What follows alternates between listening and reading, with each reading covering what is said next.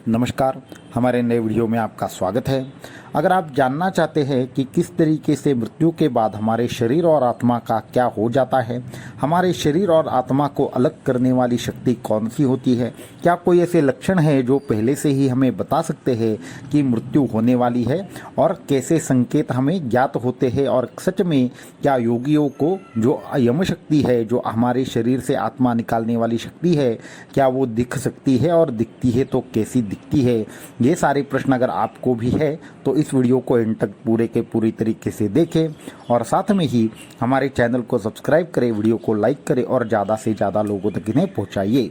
तो मृत्यु, बहुत सारे लोगों को मृत्यु के ऊपर बहुत सारे प्रश्न होते हैं। बहुत सारे ऐसे लोग हैं जो ये दावा करते हैं कि मरने से पहले उनको विविध प्रकार से कुछ आभास हुए थे और उसके बाद उनकी मृत्यु हो गई थी। ये बहुत सारी चीज़ें हमने देखी है। कभी कभी ऐसे होता है कि जो मरने वाला इंसान है वो इस भाषा में विचित्र प्रकार से बात करने लगता है कि जो भाषा हमें मालूम नहीं होती, या फिर बहुत बार ऐसे भी होता है कि वो इंसान खुद बता देता है कि मैं इस डेट पर जाने वाला हूँ, और वो 2 या 3 दिन बाद जो डेट होती है उसी डेट पे चला जाता है। इसलिए मृत्यु को लेकर बहुत सारे लोगों के मन में विविध प्रकार की शंकाएं होती है, विविध प्रकार के प्रश्न होते हैं। ये प्रश्न हमसे भी पूछे जाते हैं। क्या मृत्यु को कोई एक विशिष्ट शक्ति नियंत्रित करती है? क्या मृत्यु के संकेत क्या होते हैं, और मृत्यु का पता कितने दिन पहले हो जाता है? तो ये सारी की सारी जो चीज़ें हैं उसका उत्तर मैं इस वीडियो में डिटेल से विस्तार से देना चाहूँगा। तो वीडियो को एक एक करके एक एक प्रश्नों को समझ लेते हैं। तो होता ऐसे है कि मृत्यु का मतलब क्या है? मृत्यु का सबसे पहला मतलब है हमारे शरीर में ऐसी शक्ति का निकल जाना जो हमारी शक्ति को नियंत्रित करती है, हमारी शरीर को नियंत्रित करती है, उसे मृत्यु कहते हैं। दूसरा यह प्रश्न होता है कि क्या मृत्यु पूर्व नियोजित होती है, या अचानक से होती है, या किसी विशिष्ट कारण की वजह से होती है, या मृत्यु के पीछे मुख्य कारण क्या होता है? तो मैं एक स्पष्ट रूप से कहना चाहूँगा कि मृत्यु जो होती है वो पूर्व नियोजित ही होती है। कभी भी किसी भी प्रकार से अचानक से मृत्यु होना ये शास्त्र के विरुद्ध है।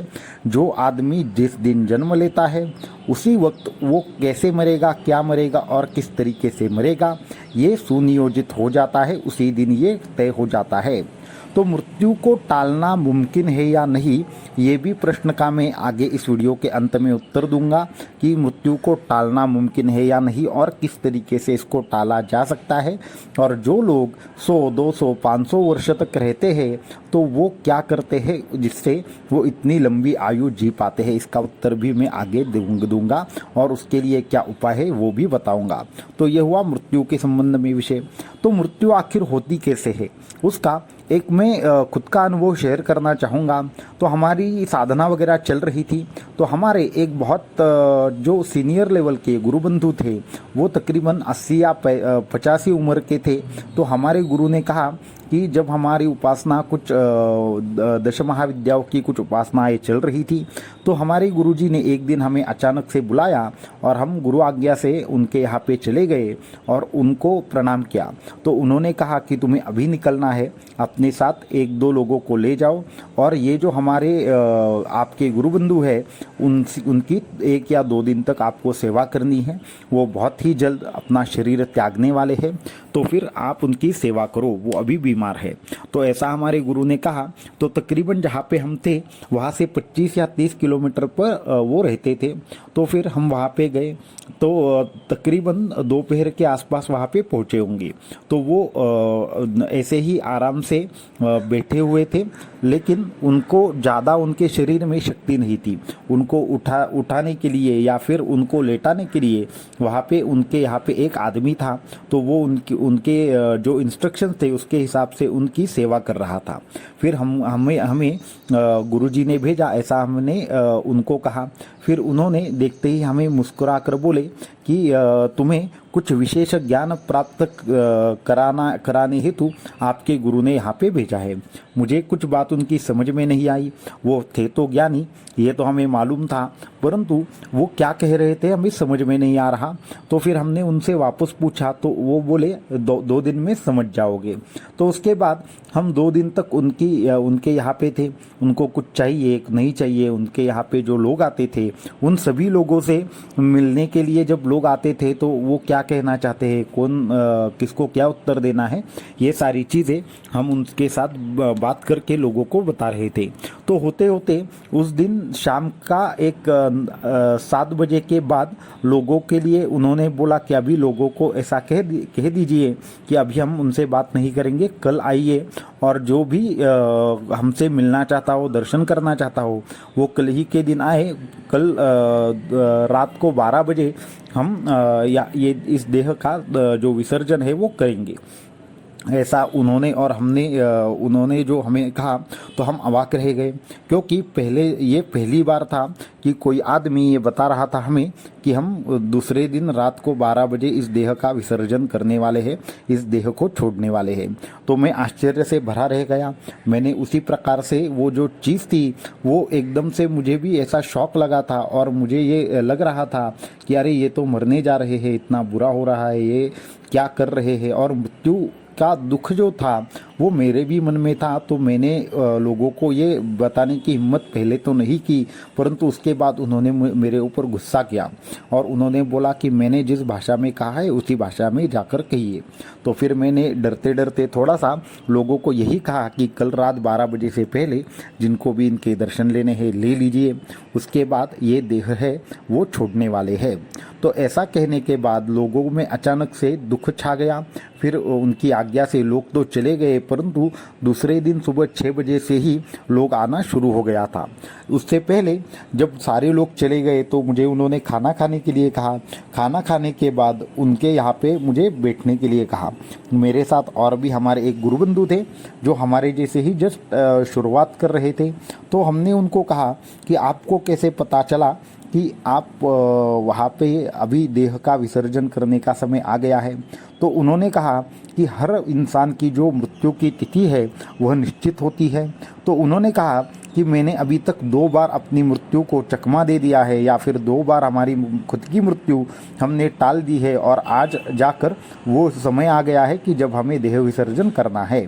तो मैंने उनको कहा कि ठीक है, तो आपने किसी गुप्त रहस्य के बारे में हमें जानने के लिए गुरु ने यहाँ भेजा है, ऐसा कुछ कहा था, तो वो क्या है? तो उन्होंने कहा कि तुम्हें क्या लगता है कि मृत्यु का मतलब क्या है? तो मृत्यु का डर जब तक तुम्हारे मन में है तुम अध्यात्म पथ पर आगे नहीं बढ़ सकते, क्योंकि ये जो जीवन है वो जन्मना है और मरना है, ये दोनों के दोनों भी पूर्व नियोजित होते हैं। जैसे हम कपड़े बदल देते हैं वैसे ही ये शरीर को त्यागना और शरीर के साथ जुड़ना ये क्रियाएं होती है। तो इससे जब तक तुम मन में एक गंभीर रूप से इस पर विचार ना करो तब तक अध्यात्म में आगे नहीं बढ़ पाओगे। तो मैं सब आश्चर्यचकित होकर उनकी बातें सुन रहा था। उसके बाद उन्होंने एक विशिष्ट किसी मंत्र से हमारे सिर के ऊपर हाथ रख दिया और एक विशिष्ट मंत्र का जाप किया, और उन्होंने कहा कि उस कोने में देखो। मेरे पीछे वाला जो कोना था वहाँ पे मैंने ऊपर की तरफ देखा तो एक विशिष्ट विचित्र ऐसी परछाई मुझे दिखाई दे। मैं 2 मिनट के लिए डर गया और उनको कहा कि वहाँ पे मुझे विशिष्ट प्रकार की परछाई नज़र आ रही है। उन्होंने कहा ठीक है, अभी और एक बार देख लो। तब जाकर मैंने देखा तो वो जो परछाई थी वो थोड़ी सी ऐसी लंबी चौड़ी थी, किसी चीज़ पर शायद बैठी थी, ऐसी आकृति मुझे दिखाई दी। तो मैं सुंदर रह गया। उसके बाद वापस से उन्होंने किसी विशिष्ट प्रकार के मंत्र से मेरे सिर के ऊपर हाथ रख दिया और फिर मैंने आजू बाजू देखा, लेकिन मुझे अभी सारी चीज़ें जो भी नज़र आ रही थी वो दिखना बंद हो गया। तो उन्होंने कहा कि ये जो आपको आकृति दिखाई दी वही यमशक्ति है और यमशक्ति हमें लेने के लिए आ चुकी है। तो मुझे आश्चर्य और भी ज़्यादा लगा। तो मैंने कहा कि क्या सिर्फ यमशक्ति आपको लेने के लिए आती है या सभी लोगों को, सभी जीवों को लेने के लिए आती है? तो उन्होंने कहा नहीं, जो भी इंसान मर जाता है उस इंसान के मरने से पहले 3 या 4 दिनों के पहले यमशक्ति वहाँ पे आ जाती है। यमशक्ति जैसे ही आ जाती है तो लोग जो हमारा मन है उसको जो दूसरा जो लोक है जहाँ पे वो मरने के बाद जाने वाला है उस लोक की विशिष्ट चीज़ें देखना शुरू हो जाता है। जैसे कि उन्होंने कहा कभी कभी मरने वाला इंसान विशिष्ट प्रकार से ये कहता है कि हमें कोई बुला रहा है, हमें वो बुला रहा है। तो क्या वो झूठ बोलता है, क्या उसको आभास होता है? जी नहीं। तो एक विशिष्ट प्रकार की ऐसी दृष्टि उसके यहाँ पे आ जाती है जिससे यमशक्ति और जो दूसरा जो लोक है वहाँ पे वो जाने वाला होता है वहाँ की दृश्य उसको नज़र आना शुरू हो जाता है। उसके बाद कभी कभी इंसान है वो ये कह रहा होता है कि वो मुझे देख रहा है, वो मुझे ले जाएगा, तो वो साक्षात यमशक्ति को देख रहा होता है।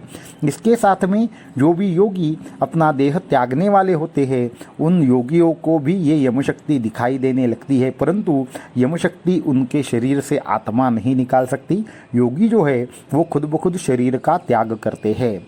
तो मैंने कहा कि फिर 3 या 4 दिन के पहले ही अगर यमशक्ति आ जाती है तो इसके क्या ऐसे विविध प्रकार से क्या बोल सकते हैं संकेत है जिससे ये हमें पता चल सके कि यमशक्ति आ गई है।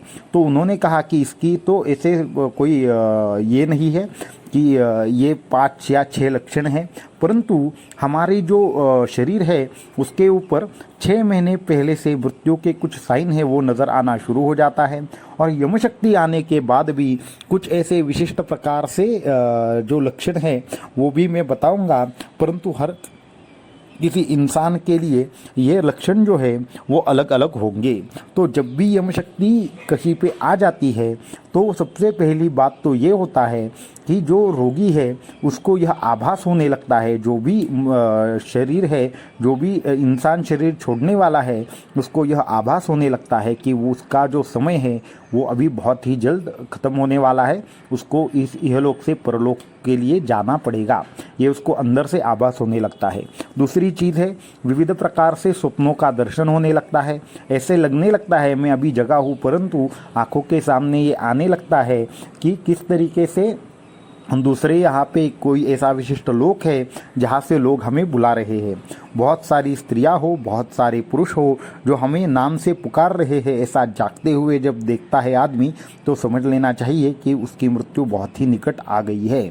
जब भी एक इंसान कोई यमशक्ति वहाँ पे आ रही हो तो अगर आपने ठीक से देखा तो वहाँ पे एक मायूसी छा जाती है, वहाँ से एक निगेटिविटी आ जाती है, वहाँ पे एक विशिष्ट प्रकार की ऊर्जा ऐसी हम आभास हो सकता है कि जो ऊर्जा हमें ये बताती है कि एक मृत्यु का एक भयंकर एक ऐसा तांडव होता है या मृत्यु का एक भयंकर ऐसा एक शांति होती है। तो मृत्यु तुल्य शांति जो है वो वहाँ पे होती है। उस जगह पे जब भी यमशक्ति आती है उस वक्त जो भी हमारा जो प्रकाश है उसकी गति कम हो जाती है। जैसे मानो कि 60 वाट का बल्ब हमने एक रूम में लगाया है तो 60 वाट के बल्ब का जितना भी वहाँ पे प्रकाश होना चाहिए उतना प्रकाश वहाँ पे नहीं होगा। आपको ऐसा अचानक से लगने लगेगा कि वहाँ पे थोड़ा प्रकाश कम है, तो ये मृत्यु का एक लक्षण हो सकता है। उसके आगे विविध प्रकार से अगर कोई व्यक्ति विशिष्ट प्रकार से खून में नहा रहा है ऐसा अगर सपना दिखाई दे तो समझ लेना चाहिए कि यमशक्ति वहाँ पे आ चुकी है। इसको छोड़कर अगर आपके घर में कोई पालतू जानवर है जैसे कुत्ता है, बिल्ली है, इन लोगों को यमशक्ति का बहुत ज़्यादा आभास होता है। अगर वो आपको कहीं पे आने जाने से रोकने लगे या वो अचानक से रोने लगे तो समझ लेना चाहिए कि यमशक्ति आ चुकी है या यमशक्ति कहीं पे आजू बाजू है। इसके साथ में ही कभी कभी कुत्ते जो होते हैं वो अचानक से रात में रोने के लिए लगते हैं तो समझ लेना चाहिए वहाँ पे यमशक्ति आ चुकी है। तो ये सारे जो लक्षण हैं उससे ये हमें पता चलता है कि यमशक्ति आ चुकी है।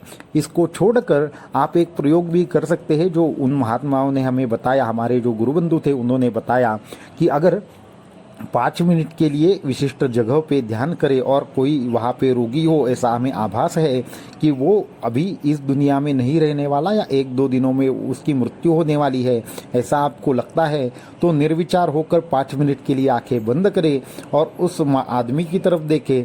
अगर उस आदमी के पीछे आपको काली छाया नज़र आने लगे तो समझ लेना चाहिए कि यम शक्ति आ चुकी है। जिस भी इंसान के यहाँ पे यम शक्ति आती है वो धीरे धीरे उसके शरीर के आजू बाजू में अपना जो अस्तित्व है वो प्रस्थापित कर देती है।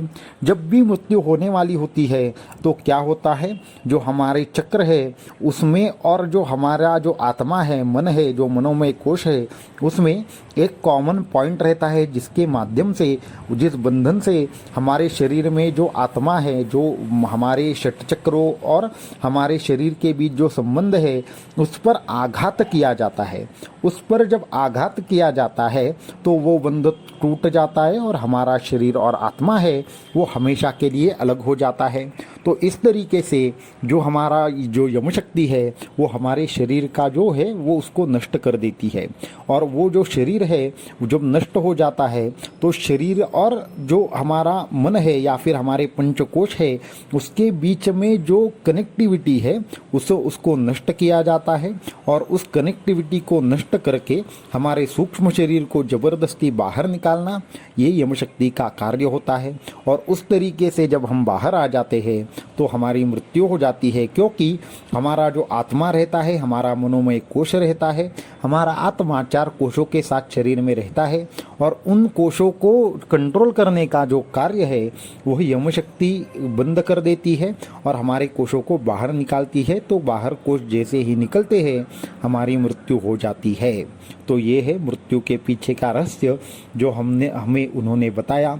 उसके बाद जो योगी लोग रहते हैं, तो वो जो योगी रहते हैं वो सभी के सभी योगी क्या करते हैं, अपने इच्छा से अपना सूक्ष्म शरीर बाहर निकालते हैं और खुद ब खुद अपने शरीर का त्याग कर देते हैं। तो इसे कहते हैं समाधि अवस्था। तो ये कैसे की जाती है, क्या की जाती है, इसका भी रहस्य उन्होंने बताया। और मृत्यु को टालने का रहस्य भी उन्होंने बताया कि जब मृत्यु आने वाली हो तो अगर आप अपना सूक्ष्म शरीर है वो कुछ समय तक, जिस तिथि पर मृत्यु आने वाली है, जिस समय पर मृत्यु आने वाली है, उस समय पर अपना शरीर अगर बाहर निकालेंगे और वापस से अपने सूक्ष्म शरीर से अपने शरीर में प्रवेश करेंगे तो उस दिन के लिए जो तिथि है वो टल जाएगी, उस दिन मृत्यु नहीं होगी, ऐसा उन्होंने स्पष्ट रूप से कहा।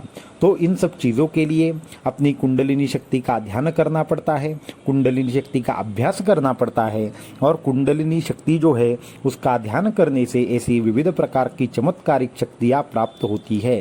तो अगर आप भी कुंडलिनी शक्ति का अभ्यास करना चाहते हैं, कुंडलिनी ध्यान और योगा और अपना जो सूक्ष्म शरीर है उसको बाहर निकालने की विधि समझना चाहते हैं, तो आप हमारा एक कोर्स है जो स्पर्शदायिनी विद्या का जो शुरू हो रहा है बहुत ही जल्द, उसमें हम कुंडलिनी ध्यान और बाकी की चीज़ें सिखाने वाले हैं। तो उस कोर्स में सम्मिलित होकर आप भी ये सारी चीज़ें हैं, ये जो क्रियाएं हैं उसके बारे में सीख सकते हैं। बाकी उन जो महात्मा थे उन्होंने आगे चल के हमें जो हमारे शरीर से जो सूक्ष्म शरीर है उसको अलग करने की जो क्षमता है वो कैसे करते हैं, क्या करते हैं वो देखा।